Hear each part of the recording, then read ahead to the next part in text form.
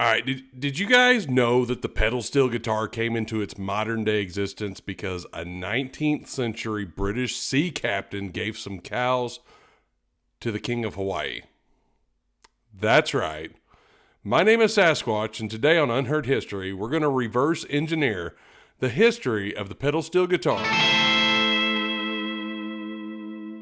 So, how did this whole video start, you ask? I'd love to explain it to you because I'm in a rabbit hole and I'm spiraling, everybody. So I was listening to Trace Adkins' song, No Thinkin Thing, the other day, and I thought, how great is the steel guitar intro in this song?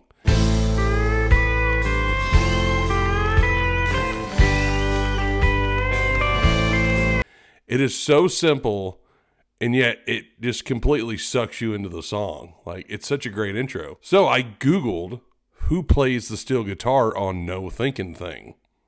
And it turns out it's some guy named Paul Franklin. And I have no idea who Paul Franklin is. Sue me, everybody who's yelling at your computer screens like, how do you not know who Paul Franklin is? I was not born on third base. I'm not pretending I hit a triple. I learned shit as I go at the age of 42. Get over it. Anyway, it turns out Paul Franklin, if you don't know and you're not already yelling at your screen, is one of, if not the most recorded and influential pedal steel guitar players who ever lived. And that is not an exaggeration. He's played with them all. George Strait, Shania Twain, Dire Straits. Never knew that was him on the Dire Straits album. Trace Adkins, and that list goes on and on. He's on thousands of recordings. He holds the record for the most CMA Musician of the Year nominations. He is a true master of a very eclectic instrument. And why do I say it's eclectic? Well, let me put it this way. I've been playing music and playing gigs and getting paid for it for like 20 to 25 years. I can play guitar, I can play bass, I can play drums, and I can do them all proficiently enough to play in cover bands, and people go, hey, you guys sound pretty good. And listen, I know a few things, but I know that I cannot begin to wrap my head around these damn instruments.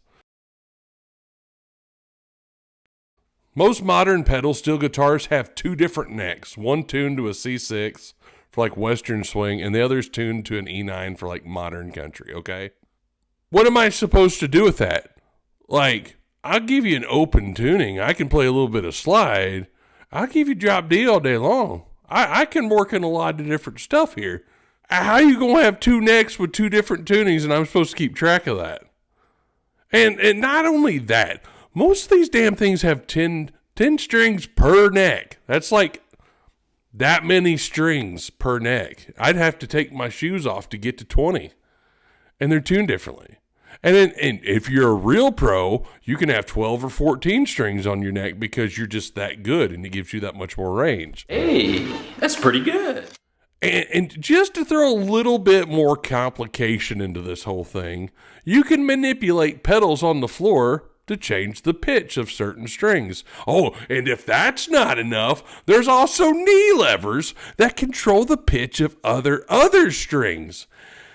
And what I'm telling you is that proficient steel guitar players are either autistically smart at math to keep up with the strings, pitches, modes that they're playing, or they have positively leased a portion of their souls to Faust himself. Yes, sir, been a long time. You were about 17 last time we saw each other. One night on this old crossroads, what? Like, they went to the crossroads and made some kind of deal with the devil to learn how to do this. It blows my mind. For all I know, it's probably magic. You guys are wizards and you just cast a spell on the strings. You shall not pass! You may, for all I know, you might have to have a PhD in music theory with a minor in industrial machining to understand these things. All while changing pitch with your feet and your knees. And oh, hey, let's just throw a volume pedal in there as well, because why not? Let's throw a delay on there, maybe some distortion, because we're not really doing enough as it is.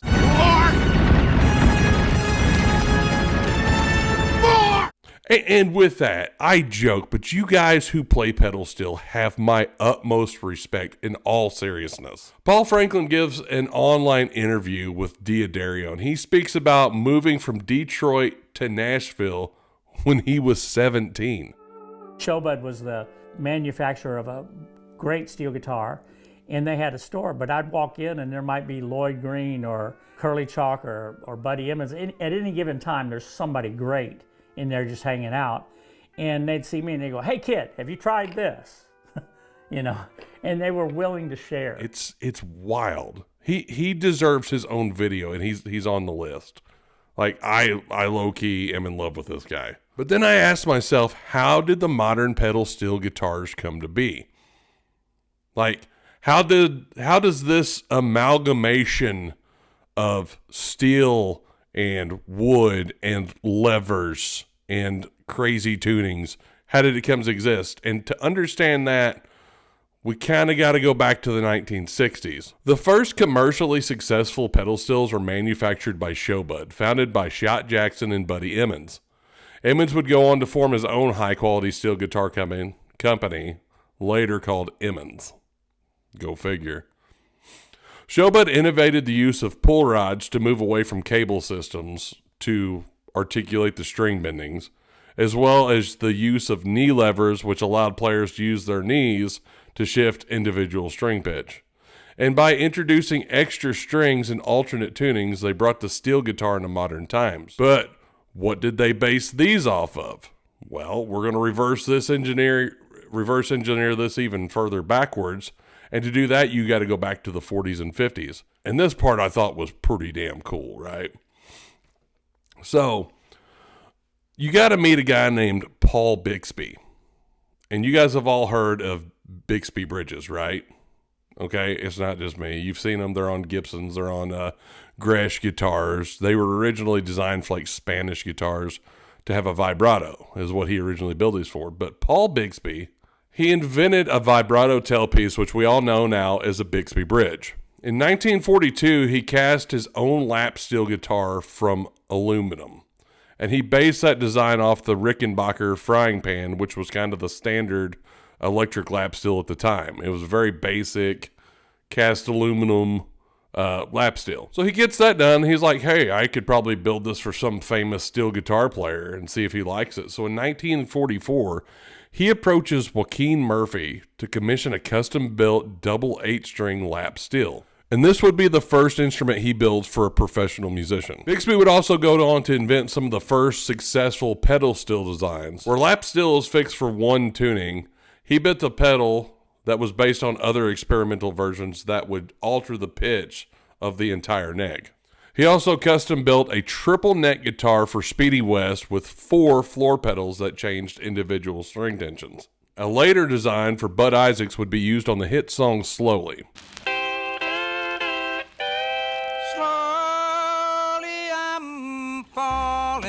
The recording featured the first prominent pedal gliss, which is the bending of one note while the other note stays still, which defined the modern country music sound. But Paul was a one-man shop and he refused to expand in any sort of mass production.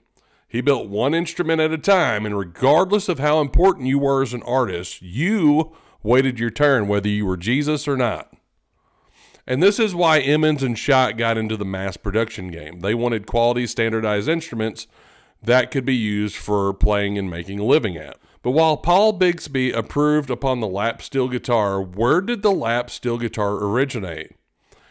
This is where things just start to get absolutely wild. Because you remember that sea captain from the start of the video? Well, this is where he comes into play. Right? Here we go. Captain George Vancouver, a famous British seafaring explorer, say that 3 times fast, was tasked with mapping the Pacific Northwest territories and working on finding the fabled Northwest Passage. What did exist was wintertime in the Pacific Northwest, and it was cold as hell, ironically. What was not cold was the Hawaiian Islands, and our fair captain had been there once before when he was a young sailor working for another captain who was killed in the bay in Hawaii by some warring natives. So I don't know why he thought it would be a great idea to go back there, but he was like, screw it. It's cold here. It's hot there. We're going to paradise, boys. So, like, what could it hurt? Like, worst case scenario, he gets murked by a bunch of natives anyway, right? In paradise, surrounded by a bunch of island girls. So what? There's worse ways to go than that, right?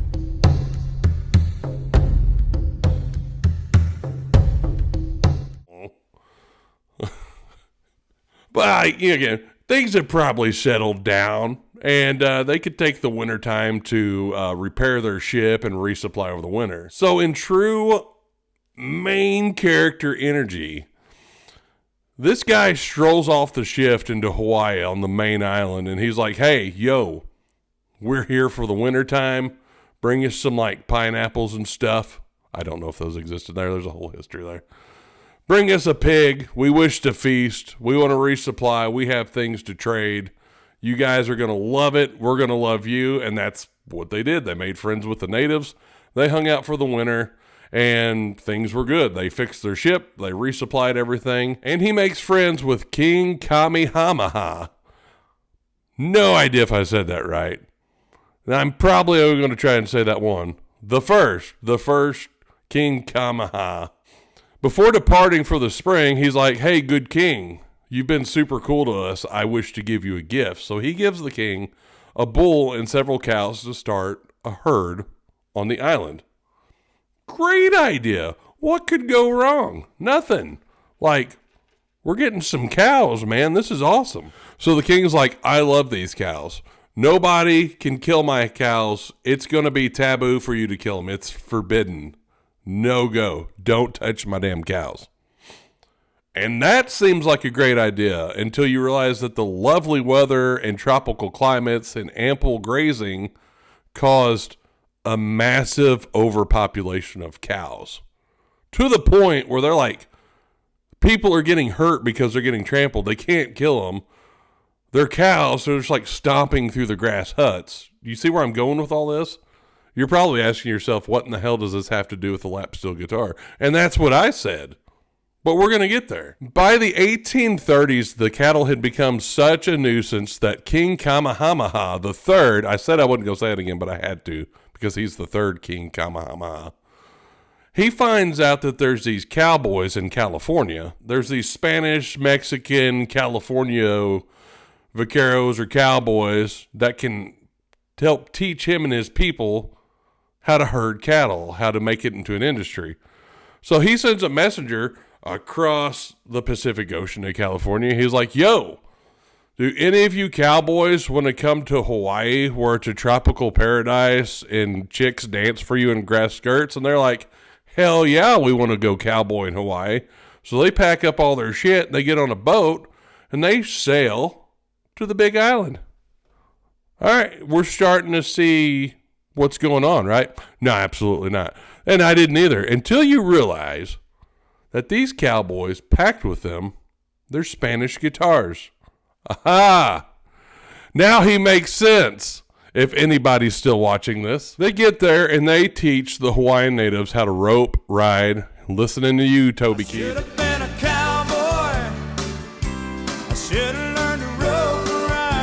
They teach them how to build fences, paddock. They teach them how to tend the cattle, and they build a whole industry out of all these wild cattle that have just been roaming around being a pain in the ass for the last couple decades. So as they're hanging out around the campfire, these Hawaiians are listening to these cowboys play their guitars. And as you do around the campfire, like, hey, let me see that. And then the cowboys teach the Hawaiians how to play guitar. And they trade around, and they get guitars and learn how to figure them out, and they figure out how to build them. And then eventually the Hawaiians figure out, and they've got their own Hawaiian cowboys named the Paniolo. And the Vaqueros go back home to California. I mean, I don't know why they would. I'd probably just stay there and be a Hawaiian cowboy also. But some of them went home.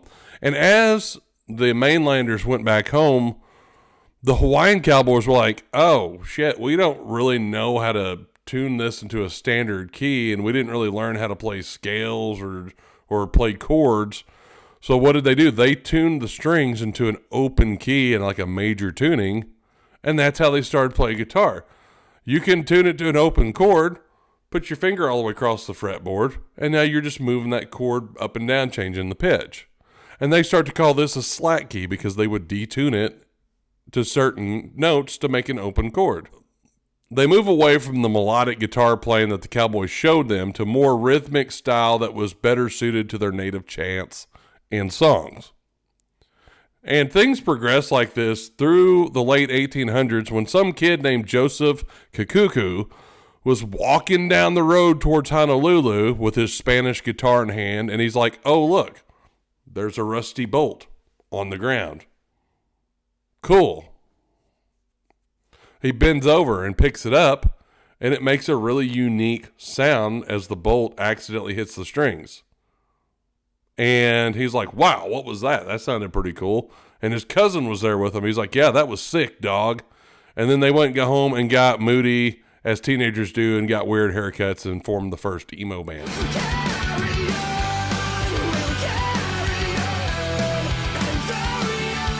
I'm lying. I'm making that up. But that's probably what happened because teenagers are weird. So when he gets home, he starts experimenting with this discovery, deciding that the rusty bolt didn't really work super great. But he had a pocket knife. So then he uses the pocket knife on the guitar fretboard and is like, ooh, that works a little bit better. And then he tries a metal comb. So then he goes on and somebody makes him a polished steel bar, a slide, a steel slide. And that is where the term steel guitar originates from. That's pretty damn cool. But they figure out that using this piece of metal to slide up and down the fretboard almost sounds like somebody singing. And it becomes kind of its own thing. It becomes its own Hawaiian style of guitar.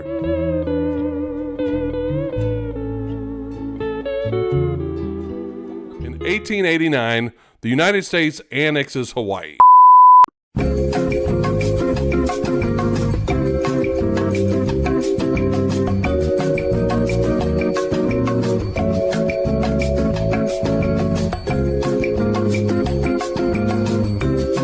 And shortly thereafter, around the turn of the century, Kikuku goes and moves to San Francisco, where he plays this unique style of Hawaiian music for the people and winds up in a vaudeville troupe. And it gets really popular. Like, he winds up playing in these plays and like these vaudeville shows, and this music is just, everybody loves it.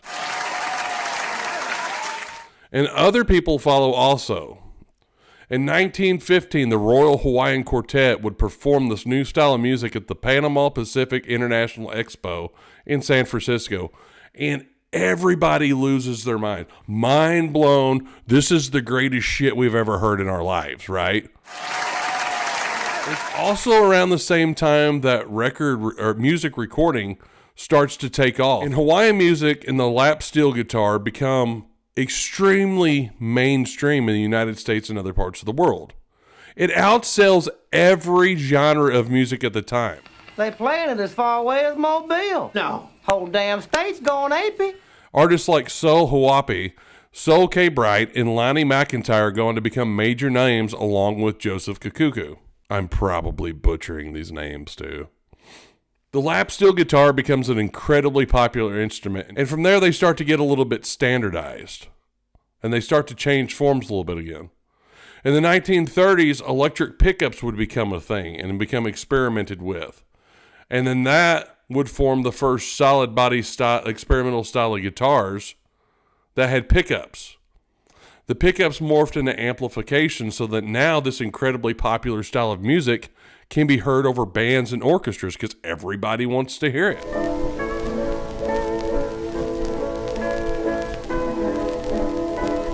Rickenbacker would form the first commercially successful lap steel guitar that was electric, known as the Rickenbacker frying pan.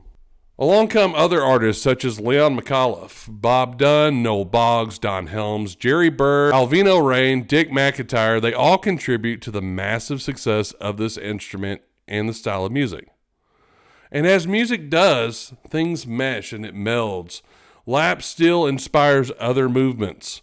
The resonator and later electric styles morph into slide blues guitar down in the Mississippi Delta.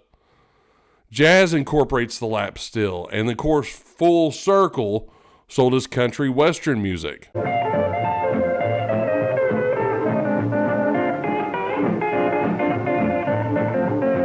give a complete recap of this rabbit hole we've been in this whole time, a British exploration sea captain gives some cows to a Hawaiian king, right?